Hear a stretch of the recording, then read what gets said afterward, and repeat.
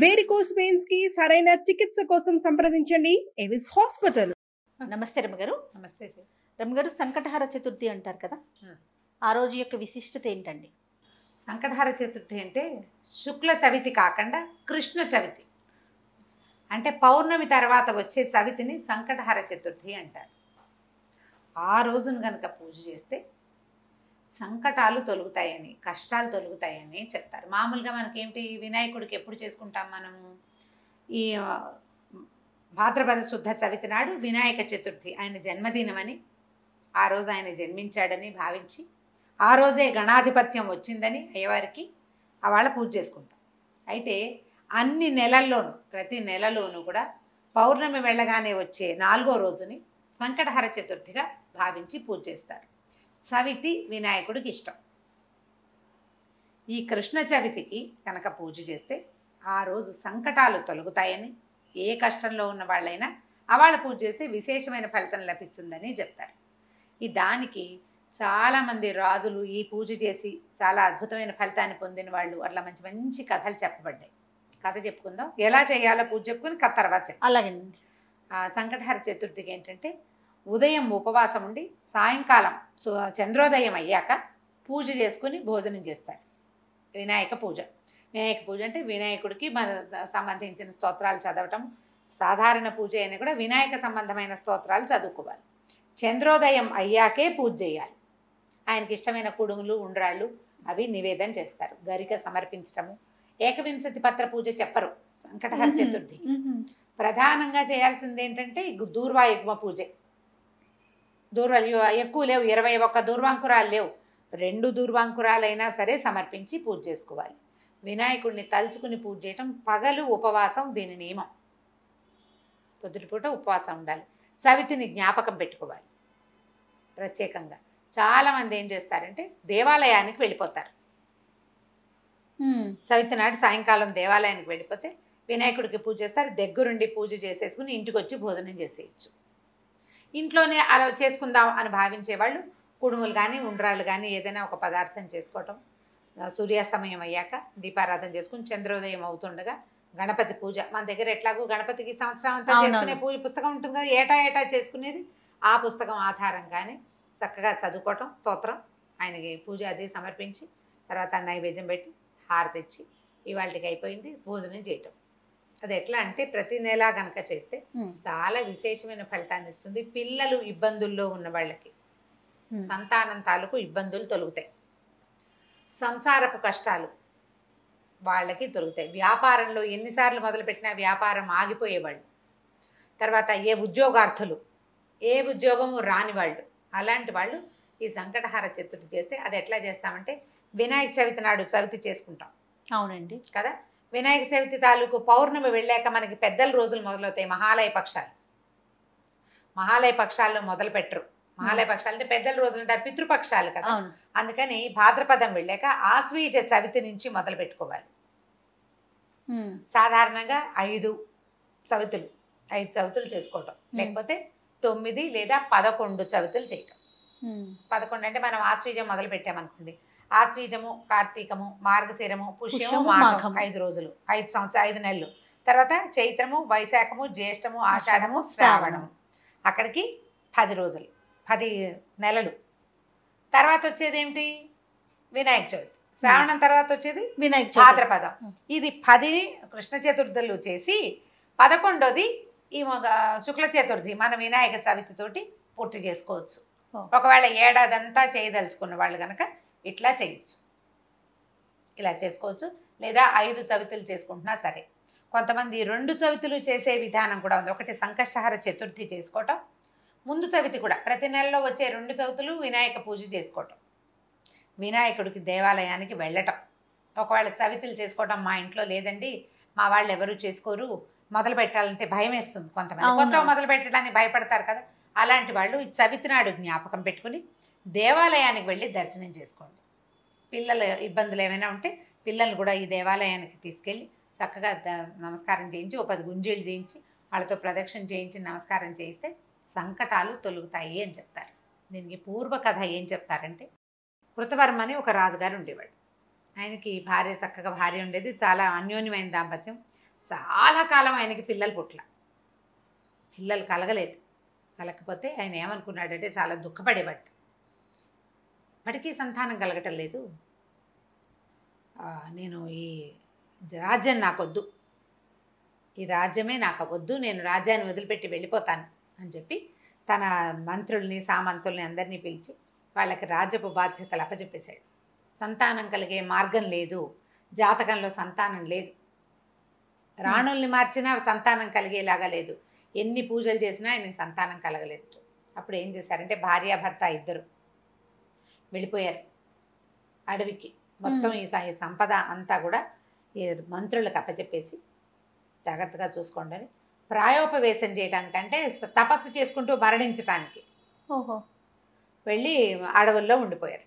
ఉండిపోతే నారద మహర్షి ఒకసారి అక్కడ చూశాడు వీళ్ళని. ఏమిటి సంగతి అంటే వీళ్ళు ఇంకా ఏమైందంటే మొదట్లో కందమూలాలు తినేవాళ్ళు క్రమంగా భార్యాభర్త ఆకులలమలు తింటూ మరణానికి దగ్గరగా ఉన్నారు వాళ్ళు. అప్పుడు ఈ నారద మహర్షి వీళ్ళని చూసి ఈ కృతవర్మ తాలూకు ముందు తరం వాళ్ళు వాడి తాత తండ్రులు ఉన్నటువంటి స్వర్గంలో కూడా లేరు, వాళ్ళు నరకంలోనే ఉన్నారు, పితృలోకాల్లో ఉన్నారు. అక్కడికి వెళ్ళి మీ వంశం వాడైన కృతవర్మ సంతానార్థి అతనికి పిల్లలు కలగలేదు, మరి ఏ పాపం వల్ల పిల్లలు కలగలేదో తెలీదు, అతను ప్రాయోపవేశానికి సిద్ధంగా ఉన్నాడు అని చెప్పేసరికల్లా ఆయన ఏం చెప్పాడంటే, అయ్యా నాకు ఒక్క సహాయం చేయండి, మా వాడి దగ్గరికి వెళ్ళి వినాయక వ్రతం చేయమనండి, సంకష్టహార చతుర్థి వ్రతం చేయమనండి. అది ఎప్పుడు చేయాలి? పౌర్ణమి వెళ్ళిన 4వ రోజున వినాయక వ్రతం చేయాలి. వ్రతం చేస్తే సంతానం కలుగుతుందని మా అబ్బాయికి చెప్పండి. ఆ వ్రతం చేయటమే మేము ముందు అవతారాల్లో కూడా మేము అదే చేశామని చెప్పారు. చెప్పేసరికి నారద మహర్షి వచ్చి ఈ కృతవర్మకి బోధించాడు, నాయన సంతానం లేకపోతే ఇట్లా చేయకూడదు, ప్రాయోపవేశం చేసి నువ్వు పోయావనుకో మీ పితరులు మీ తాత తండ్రులు ఏమవుతారు? అవును, వాళ్ళకి నీళ్ళు ఇవ్వడానికి నీకు కొడుకైనా ఉండాలి, కనీసం కూతురుంటే దౌహిత్రుడైనా ఇస్తాడు. అవకాశం లేకుండా చేసేస్తావు, నీ తాత తండ్రులంతా బాధపడతారు, నీ పితృదేవతలు దుఃఖపడుతున్నారు, నువ్వు ఇక చతుర్థి వ్రతం చేసుకో అని చెప్పాడు. చెప్పేసరికి ఆయన సరేనని ఈ సంకటహార చతుర్థులు చేయటం మొదలుపెట్టాడు. అనతి కాలంలోనే ఆయన భార్య గర్భవతి అయింది. సంతానం కోసం మరి తపస్సు ఈ తపశ్చర్య మానేసి పూజ చేసుకోవటం మొదలుపెట్టి సంసారంలో పడ్డారు మళ్ళీ వాళ్ళు. గర్భవతి అయ్యేసరికి అబ్బో ఎంతో సంతోషించారు, వేడుకలు చేసుకున్నారు. వీడు గర్భవతి అన్న కబురు తెలియగానే ఈయన రాజ్యానికి తీసుకెళ్ళిపోయారు వాళ్ళంతా వచ్చి. ఎంత విశేషంగా చేశారో, చాలా విశేషమైన వేడుకలు చేశారు. ఈయన ప్రతి నెల చేసేవాడు. ఆవిడ గర్భవతి అవ్వకముందు చాలా జాగ్రత్తగా చేశాడు, గర్భవతి అయ్యాక కొద్దిగా పూజ చేస్తూ ఉండేవాడు, బొమ్మోమ్ అనేవాడు. వచ్చేసింది కదా ప్రెగ్నెన్సీ.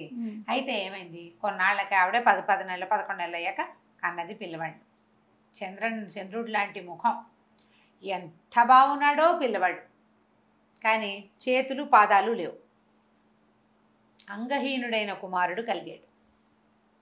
పిల్లవాడు మహాందంగా ఉన్నాడు, చేతులు లేవు, కాళ్ళు లేవు. ఆవిడ విపరీతంగా ఏడ్చింది, ఏం చేసుకోను ఈ శిశువుని నేను, రాజ్యానికి ఉత్తరాధికారి కావాలని పెద్దలకి నివాపాంజలి ఇవ్వాలని కన్నాము, వీడికి చేతులు లేవు, కాళ్ళు లేవు, ఇంత అంగవైకల్యంతో పుట్టిన బిడ్డ భగవంతుడు ఎందుకు ఇచ్చాడు నాకు ఇటువంటి బిడ్డని, నేనేం చెయ్యాలి అని విపరీతంగా దుఃఖించింది.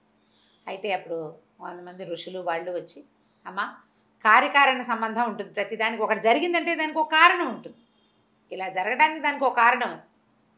దీనికి ఇప్పుడు నీకు నీ పెద్దలకి నీళ్ళు ఇవ్వడం కోసం జన్మించిన కుమారుడికి చేతులు వస్తాయేమో రేపొద్దున, పిల్లవాడిని సంరక్షించండి అని చాలా చెప్పారు. చెప్పేసరికి సరే ఏం చేశారు, కృతవీర్యుని కుమారుడు కార్తవీర్యుడు అని పేరు పెట్టి పెంచుకున్నారు పిల్లాడికి 9 సంవత్సరాలు 11 సంవత్సరాల దాకా వయసు వచ్చింది. గొడుగు చేశారు. గొడుగు చేసిన అబ్బాయి జపం చేయలేడు, ఏం చేయలేడు, చేతులు లేవు కదా, అలాగే పెరిగాడు. రాజు చేయవలసిన క్రియగా చేసేసారు, యజ్ఞోపేతం వేసి పెట్టారు. అయితే అబ్బాయికి 11 సంవత్సరాలు వచ్చిన తర్వాత దత్తాత్రేయ స్వామి వచ్చారు ఇక్కడికి. వచ్చి నీ అపురూపమైన నీ కుమారుణ్ణి చూడ్డానికి వచ్చాను నేను, చాలా అపురూపమైన కుమారుడు కలిగేట నీకు, వాడిని చూడడానికి వచ్చాను అంటే బాధపడ్డారు. కానీ వీళ్ళు ఆ పిల్లాడిని తెచ్చి చూపించారు. చూపిస్తే ఆయన కృతవీర్యుడు చాలా దుఃఖపడ్డాడు. నేను సంకటహార చతుర్థులు చేశాను, చతుర్థి వ్రతాలు చేశాము కుమారుడు కోసం, ఎందుకు గణపతి నాకు ఇటువంటి కుమారుని ఇచ్చాడో తెలియలేదు నాకు అంటే, ఈయన ఏమన్నాడంటే, నువ్వు వ్రతం చేసేటప్పుడు ఆచమనాదులు సరిగ్గా చేయలే, చేయవలసిన క్రియలు కొన్ని సరిగ్గా చేయకపోవటం వల్లే ఉండవలసిన కొన్ని అవయవాలు లేకుండా పోయాయి. ఓహో. నీ తాలూకు కర్మానుభవం వల్ల నువ్వు పొరపాటు చేసావు, అది పిల్లవాడు అనుభవించవలసి వచ్చింది. వీడి అనుభవ కాలం తీరిపోయింది అని ఈ అబ్బాయికి ఏకాక్షర గణపతి మంత్రాన్ని ఉపదేశం చేశాడు.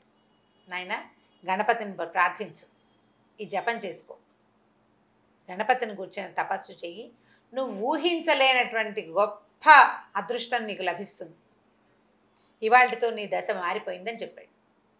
గణపతి మంత్రాన్ని తీసుకున్న పిల్లవాడు, నేను ఇక్కడ ఉండను, నన్ను అడవికి పంపించేసి. అడవికి పంపించాలంటే పిల్లాడిని నడవలేడు, ఎవరినైనా పంపాలి. అప్పుడు ఒక మనిషి వాహనాన్ని ఏర్పరిచి, నరవాహనాన్ని, ఈ పిల్లవాడిని అక్కడికి అడవిలోకి పంపించారు. పంపిస్తే అతను ఒక ఏకదీక్షతో కూర్చుని ఎంత తపస్సు చేశాడో కొన్ని సంవత్సరాల పాటు. చివరికి గణపతి ప్రత్యక్షం అయ్యాట కార్తవీర్యుడికి. ప్రత్యక్షమయ్యి సహస్ర బాహువులు ఇచ్చాడు ఆ అబ్బాయికి. చేతులు లేని పిల్లవాడికి 1000 బాహువులు ఇచ్చాడు. పాదాలు వచ్చేసినాయి, ఈ చేతులకి 1000 చేతులు. ఒక చేతితో జపం చేయవలసిన జపమాలతి పలుతున్న వాడికి 1000 చేతులు వచ్చేసి ఇచ్చి అతను లేచి నిలబడితే ఆ ఆకారాన్ని చూడడానికి దేవతలు భూమి భయపడ్డారు. అంత శరీరం వచ్చింది అతనికి తపశ్చర్య వల్ల. దేవతలంతా ఓహో అన్నారు, నువ్వు సామాన్యుడివి కాదన్నారు, నీ అంత గొప్పవాడివి నువ్వేనన్నారు. దత్తాత్రేయ స్వామి వారి భక్తుడిగా మారాడు ఈ కార్తవీర్యుడు. చాలా విశేషంగా అప్పటి నుంచి ఎప్పుడూ నిత్యము కూడా ఈ గణపతి పూజని అతను చేసుకుంటూ ఉండేవాడు. ఈ కార్తవీర్యుడు ఎవరి అంటే సుదర్శన చక్రాయుధం తాలూకు అంశావతారం అని చెప్తారు. విష్ణు భక్తుడు ఆయన. ఇట్లా పుట్టాడు, దత్తాత్రేయ స్వామికి భక్తుడిగా మారాడు. సంకటహర చతుర్థి వ్రతం చేయటం వల్ల పుట్టిన కుమారుడు. ఆ చతుర్థుల్లోనే జపం చేయటం వల్ల అతనికి 1000 చేతులు వచ్చినాయని. తర్వాత ఆయనకి పరశురాముడు వల్ల ఆయనకి గర్భభంగం జరిగింది, శాప విమోచనమై మళ్ళీ సుదర్శన చక్రాయుధంగా మారిపోయి వెళ్ళిపోయాడు కనుక. ఈ విష్ణుమూర్తి అంశం కలిగినటువంటి దత్తాత్రేయ స్వామి త్రిమూర్తి అవతారుడు. దత్తాత్రేయ స్వామి భగవంతుడు తన భక్తుణ్ణి ఎట్లా కరుణిస్తాడంటే, ఒకటేమో దత్తాత్రేయ స్వామిగా వచ్చి ఇతనికి మంత్రోపదేశం చేశాడు. అవును. పరశురాముడుగా వచ్చి అతని శాప విమోచనం చేశాడు.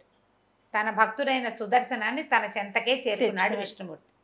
ఈ కథకి కారణం మహాగణాధిపతి యొక్క పూజ. ఆ సంకటహర చతుర్థి పూజ వల్లే ఇతనికి భూలోకంలో పుట్టడం కుదిరిందనమాట.